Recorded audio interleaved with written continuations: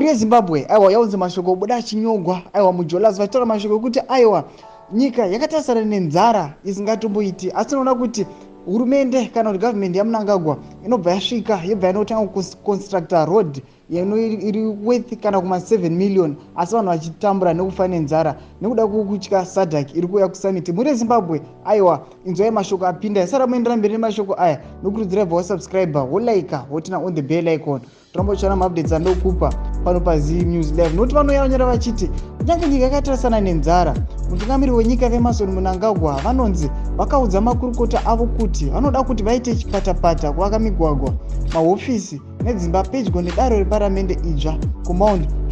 Hamdem kuMashonaland West pamberi pemusangano wepagore weSADC uri kuitwa muHarare. Guta reHarare rakanziwo richenese mugwagwa ichigadzirwa sandozvika zvitogwa pana vazvinzi aiwa vakatoshandisa 17.5 billion aiwa muri yeZimbabwe ma-US dollars aya